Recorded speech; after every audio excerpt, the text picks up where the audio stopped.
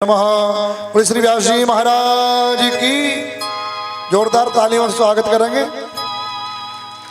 व्यास जी पर दक्षिणा अर्पित करेंगे। व्यास जी को सभी यजमान और जो भी भक्त यत्र तत्र बैठे हुए हैं सभी अपने स्थान पर खड़े होकर के भागवत महापुराण की आरती करेंगे। आज हम सब अंतिम दिवस में प्रवेश कर चुके हैं। सप्तम दिवस की पावन पुण्यमी वेला में हम आप सबका पदार्पण हो चुका है। ओम। कमेटी के जो अध्यक्ष हैं लाल बाबू जी और कमेटी के जो कोषाध्यक्ष हैं श्री संजीव जी जहां पर भी हों भागवत जी का पूजन करेंगे। और जो भी कमेटी के सदस्य पूजन करना चाह रहे हैं वो पूजन कर सकते हैं, पूजन में सम्मिलित हो सकते हैं। अध्यक्ष जी के हाथ में चावल पुष्प दे दीजिए। श्री लाल बाबू जी के हाथ में चावल पुष्प देकर के ध्यान कराएंगे प्यारे जी का। ओम बरहापीनम नटवर बपहु कर्णयो कर्णिकारम विप्रत भाषम गणक कपिशम वेजयम दिम जमानाम रंध्रानवेनो रतशुदया पूरयन् गोपवृन्दैः वृन्दारण्यं स्वपदरमणं प्राविशद गीतकीर्तिः। सर्वेभ्यो देवेभ्यो नमः। हाँ, चावल पुष्प छोड़ देंगे। और मैं निवेदन करूंगा पूज्य व्यास जी के द्वारा जो कमेटी के जो अध्यक्ष हैं उनको वृंदावन धाम से चल करके जो पट्टका प्रसादी आई है वो प्रसाद अध्यक्ष जी पर देकर के उनके ऊपर कृपा करेंगे और आप सब जोरदार तालियों से स्वागत करेंगे।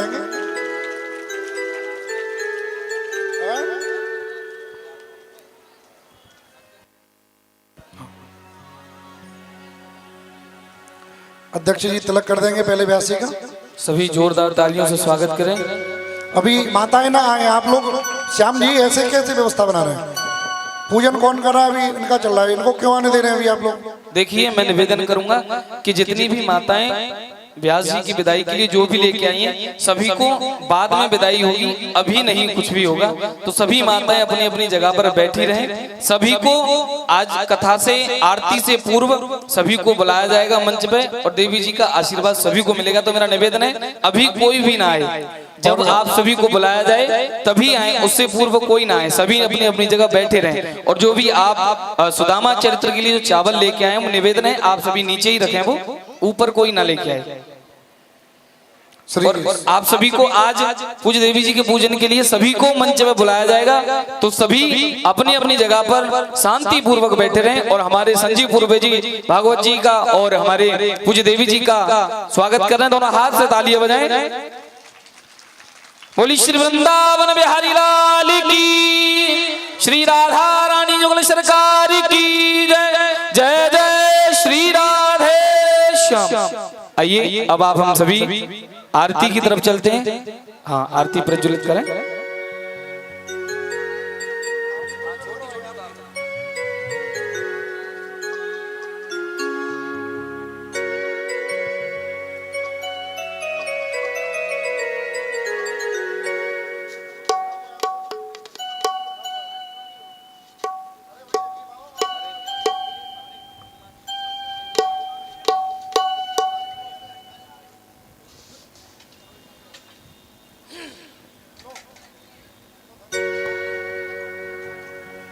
ओम ज्वालामालिनी नमः रत्नेश्वरी नमः। सर्वोपचारार्थे पूजार्थे गंधाक्षमान् समर्पयामि। सभी भक्त अपने स्थान पर खड़े होकर के आरती करेंगे। सभी यथास्थान खड़े हो जाएं और सभी मिलकर के भागवत महापुराण की आरती करेंगे। बोली श्री वृंदावन बिहारी लाल की जय। और हमारे यजमानों से मेरा निवेदन है आप आरती करते हुए और एक एक करके देते चलिए, सभी को आरती करने दीजिए, है ना। हाँ, मिलकर के आरती करें। हरि ओम चंद्रमा मनसो जात चक्षु सूर्यो अजायत श्रोता द्वादश प्राण समुगतग्नि न जायत। हो श्री भागवत भगवान की है आरती, पापियों को आप से है आरती। श्री भागवत भगवान की है आरती, पापियों को पाप से है आरती। की है आरती, पापियों को पाप से है तारती। श्री भागवत भगवान की है आरती, पापियों को पाप से है तारती। ये अमर ग्रंथ, ये मुक्ति पंथ, ये पंचम वेद निराला, नव ज्योति जगाने वाला। ये अमर ग्रंथ ये मुक्ति पंथ ये पंचम वेद निराला, नव ज्योति जगाने वाला। ये अमर ग्रंथ, ये मुक्ति पंथ, ये पंचम वेद निराला, नव ज्योति जगाने वाला। ये अमर ग्रंथ ये मुक्ति पंथ ये पंचम वेद निराला, नव ज्योति जगाने वाला। हो हरि नाम यही, हरि धाम यही, हरि नाम यही, हरि धाम यही, हरि नाम यही, हरि धाम यही, हरि नाम यही, हरि धाम यही। जग के मंगल की आरती, पापियों को पाप से है तारती। श्री भागवत भगवान की है आरती, पापियों को पाप से है तारती। ये शांति गीत पावन पुनीत, पापों को मिटाने वाला, हरि दर्श कराने वाला। ये शांति गीत पावन पुनीत, पापों को मिटाने वाला, हरि दर्श कराने वाला। ये शांति गीत पावन पुनीत, पापों को मिटाने वाला, हरि दर्श कराने वाला। ये शांति गीत पावन पुनीत, पापों को मिटाने वाला, हरि दर्श कराने वाला। ये सुख करनी, ये दुख हरणी, ये सुख करनी, ये दुख हरनी, ये सुख करनी, ये दुख हरणी, ये सुख करनी, ये दुख हरनी। श्री मधुसूदन की आरती, पापियों को पाप से है तारती। श्री भागवत भगवान की है आरती, पापियों को पाप से है तारती। ये मधुर बोल जगपंथ खोल, सद मार्ग बताने वाला, बिगड़ी को बनाने वाला। ये मधुर बोल जगबंद गोल जन मार्ग बताने वाला, बिगड़ी को बनाने वाला। ये मधुर बोल जगपंथ खोल, सद मार्ग बताने वाला, बिगड़ी को बनाने वाला। ये मधुर बोल जगबंद गोल जन मार्ग बताने वाला, बिगड़ी को बनाने वाला। श्री राम यही, घनश्याम यही, श्री राम यही, घनश्याम यही, घनश्याम यही, मेरे राम यही, घनश्याम यही, मेरे राम यही। हे प्रभु महिमा की है आरती, पापियों को पाप से है तारती। श्री भागवत भगवान की है आरती, पापियों को पाप से है तारती। कर्पूर गौरम करुणावतारम, संसार सारम भुजगेन्द्रहारम, सदा वसंतम हृदयारविंदे, भवं भवानी शरणं नमामि। त्वमेव माता च पिता, त्वमेव त्वमेव बन्धो सदा त्वमेव, त्वमेव वेद्धा द्रविणं, त्वमेव त्वमेव शैवं मम देव देव, त्वमेव शैवं मम देव देव, त्वमेव सर्वं मम देव हे देव। हरे कृष्णा कृष्णा कृष्णा, हरे हरे, हरे राम राम राम, हरे हरे। ओ हरे कृष्णा कृष्णा कृष्णा, हरे हरे, हरे राम, राम राम हरे हरे, हरे कृष्णा कृष्णा कृष्णा, हरे हरे, हरे राम हरे हरे कृष्णा कृष्णा कृष्णा, हरे हरे, हरे राम राम राम, हरे हरे, कृष्णा कृष्णा, हरे हरे, राम राम, हरे हरे। गृणं पुष्पै देवावन्दनं मानवकार्त्यात्मा विवन्दनम्। ओम देव हौ शान्तिरन्तर जगुङ्गान्ते पृथ्वी शान्तरापः, शान्तिरोगदयः शान्तिः वनस्पतयः शान्तिरुष्वे देवः, शान्तिर्ब्रह्म शान्तिः सर्वगुण शान्तिः, शान्तिरेव शान्तिः शामः शान्तिरेधि। अथ मंत्रोष्वाङ्गि ओम जग्नेनग्नयं देवास्तान धर्मान् विद्मान्यः शन्नादेहनाकं महिमानः सजं ते त्रिपुरवेशाद्यः शं ते देवाः हरि ओम एकदन्ताय विद्महे वक्रतुण्डाय धीमहि तन्नो दन्तिः प्रचोदयात् हरि ओम नन्दनन्दनाय विद्महे यशोदानन्दनाय धीमहि तन्नो कृष्णः प्रचोदयात् ओम आञ्जनेयाय विद्महे पुत्राय धीमहि तन्नो हनुमत् प्रचोदयात् श्रीवन्दकामकलजं भगवानिलब्धे पुण्णागजातकरवीररशालपुष्पै बिल्वप्रभालदुरशीतलमञ्जनेभिः स्त्वं पूजयामि जगदीश्वर मे प्रसीद नानाजुगन्धपुष्पाणि यथा कालध्वानज पुष्पाञ्जलिर्मदग्रहणपरमेश्वरः श्रीप्राणपुरुषोत्तमाय नमः मन्त्रपुष्पाञ्जलिं समर्पयामि। बोल भागे बिहारी लाल की जय, श्री हनुमान जी महाराज की जय, श्री व्यासी महाराज की जय, श्री परीक्षित जी महाराज की जय हो, श्री सुखदेव भगवान की जय हो, श्री राधा सर्वेश्वर भगवान की जय हो, श्री अखि नारायण भगवान की जय हो, श्री गौ माता की जय हो। जय जय श्री राधे, जय जय श्री राधे, जय जय श्री राधे श्याम। हमारे राजू भैया अगर हमारी आवाज सुन रहे हो तो कृपया मंच पे पधारें। राजू भैया जय जय श्री राधे।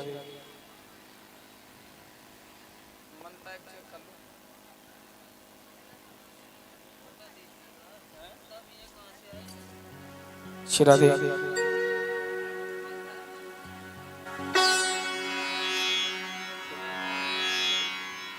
हमारे राजू भैया अगर हमारी आवाज सुन रहे हो 5 मिनट, ठीक है। और देखिए मेरा निवेदन है, जो माताएं पूज्य देवी जी की विदाई के लिए जो भी लेके आई हैं, आप अभी मंच पर ना आए, आप सभी को बुलाया जाएगा, आप तभी आए। अभी सभी से मेरा निवेदन है कोई भी मंच पे ना आए। जब आप सभी को बुलाया जाए, सभी को आज मंच पे ऊपर आने का और पुराण पूजन करने का आप हम सभी को सौभाग्य मिलेगा। आज आप हम सभी भागवत महापुराण का पूजन करेंगे और पूज्य देवी जी की विदाई भी आप हम सभी करेंगे। तो मेरा सभी से निवेदन है, जो माताएं ऊपर आ रही हैं वो अभी ना आए, जब बुलाया जाए आप सभी को तो आप सभी मंच पे पधारें। और आज आप हम सभी बड़ा ही सुंदर सुदामा चरित्र और पूज्य देवी जी की विदाई और भागवत महापुराण का पूजन आप हम सभी को करने का सौभाग्य मिलेगा। बड़ा ही सुंदर यह कार्यक्रम हमारे अध्यक्ष लाल बाबू भैया जी और संजीव पूर्वे जी और हमारे अमित पंजाब जी, ये इस समिति के कार्यकारिणी सदस्य हैं, जिनके द्वारा इस कथा में सारी व्यवस्थाएं संभाली गई। और हमारे जितने भी इस समिति के सभी सदस्य हैं, इन सभी ने बड़ा ही सुंदर ठाकुर जी की इस कथा को और इस कार्यक्रम को ठाकुर जी के चरणों तक बड़े ही सुंदर रूप से पहुंचाया है। ठाकुर जी सदैव ऐसे ही कृपा बनाए रखें। आइए आप हम सभी पूज्य देवी जी के सानिध्य में चलते हैं, आज की कथा के सानिध्य में चलते हैं। जय जय श्री राधे, जय जय श्री श्याम। एक बार सभी प्रेम से कहें श्री राधे राधे, जय राधे राधे।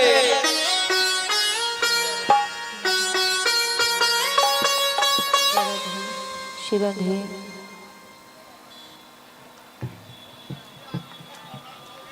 श्री राधे, जय राधे राधे, श्री राधे राधे,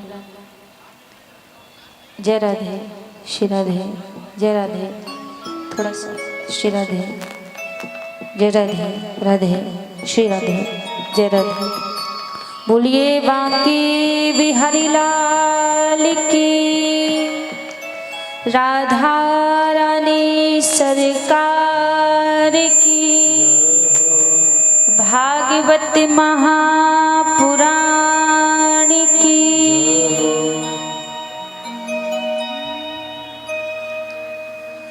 हरि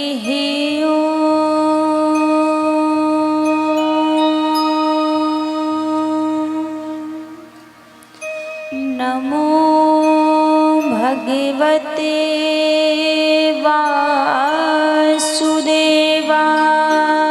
नमः। स्वस्ति श्री गणेशाय नमः।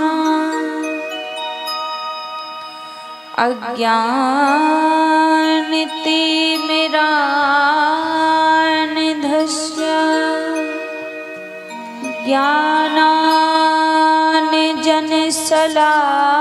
ज्ञानाञ्जनशलाकया चक्षुरोन्मीलितं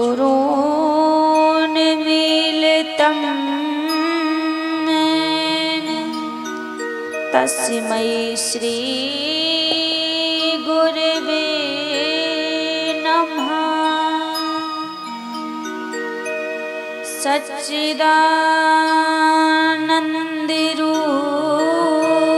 सच्चिदानन्दरूपाय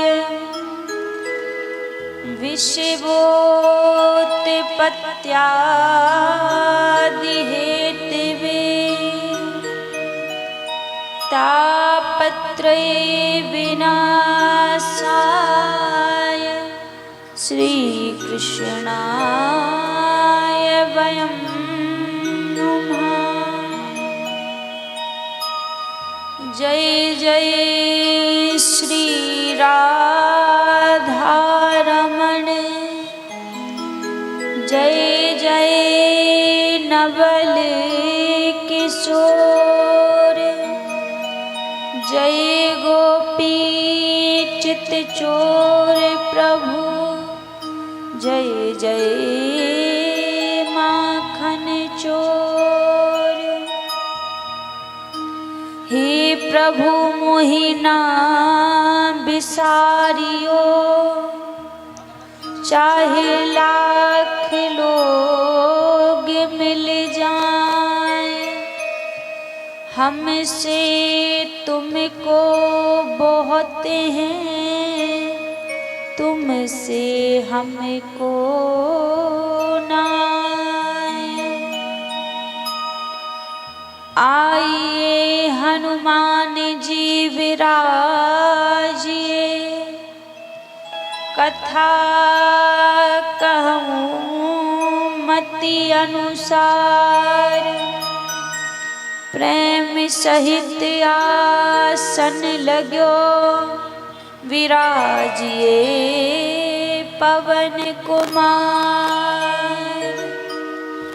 बोलिए श्री हनुमान जी महाराज की, श्री बांके बिहारी लाल की, राधा रानी सरकार की। आइए सभी बड़े भाव और प्रेम से आज की मंगलमय कथा में प्रवेश करने से पहले प्रभु के पावन नाम को गाते हुए किशोरी श्री राधा रानी के पावन नाम को गाते हुए सभी आज की पावन मंगलमय कथा में प्रवेश करेंगे। सभी बड़े भाव और प्रेम के साथ हमारे साथ में मिलकर गाइए और तालियों की सेवा करते हुए श्री राधे। एक बार सभी प्रेम से की श्री राधे राधे। बोलिए श्री वृंदावन बिहारी लाल की जय। मैं निवेदन करूंगा हमारे राजू भैया पूज्य देवी जी का और भागवत जी का पूजन करेंगे और पूज्य देवी जी का स्वागत करेंगे और अपने मम्मी पापा जी को भी साथ में लेके आएंगे। हाँ, मैं नाम नहीं जानता तो माँ बाबू जी के साथ में अपने पूरे परिवार के साथ में आ रहे हैं। कृपया निवेदन है आप सभी शीघ्र आए। हमारे राजू भैया और प्रकाश जी, हमारे राजू भैया के जो पिताजी हैं प्रकाश जी, आप भी कृपया शीघ्र आए। हाँ हाँ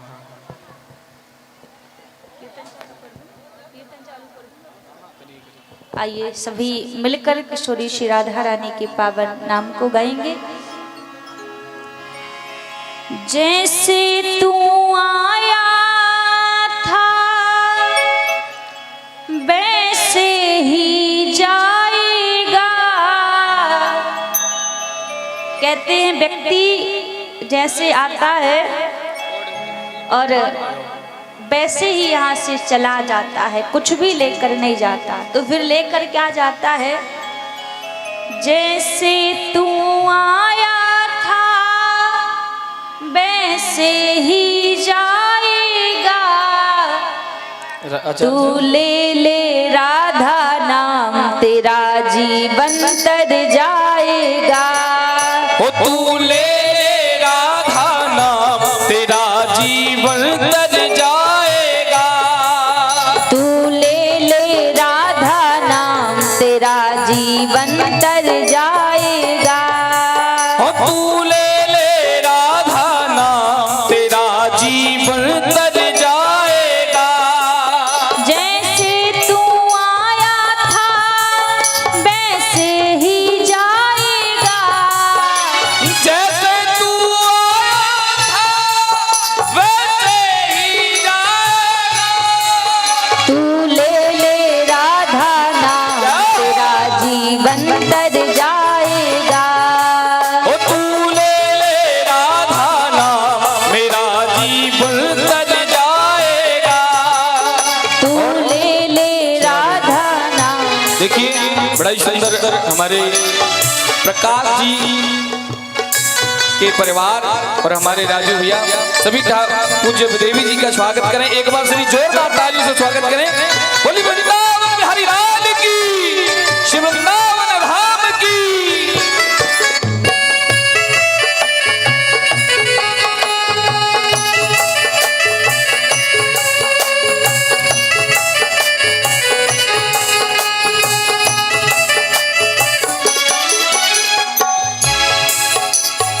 मन मंदिर में श्याम नाम की ऐसी ज्योत जला ले। मंदिर में श्याम नाम की ऐसी ज्योत जला ले। मन मंदिर में श्याम नाम की ऐसी ज्योत जला ले। ओ मन मंदिर में श्याम नाम की ऐसी ज्योत जला ले। राधे राधे बोल के तू जीवन का हर सुख पाले। ओ राधे राधे बोल के तू जीवन का हर सुख पाले। दुख का ना कोई काम हर पल मुस्काएगा। ओ दुख का ना कोई काम हर पल मुस्काएगा। तू ले ले राधा नाम तेरा जीवन तर जाएगा। ओ तू ले ले राधा नाम तेरा जीवन तर जाएगा।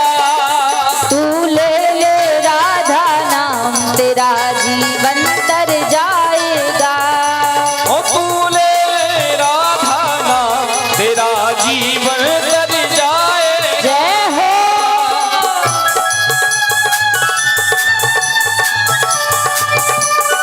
हरि बोल।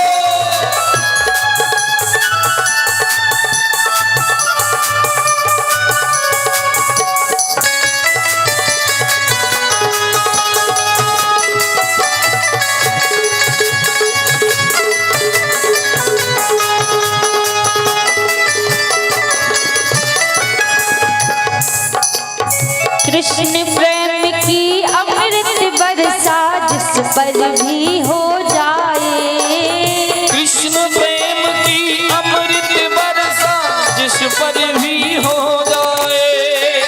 कृष्ण प्रेम की अमृत बरसा जिस पर भी हो जाए।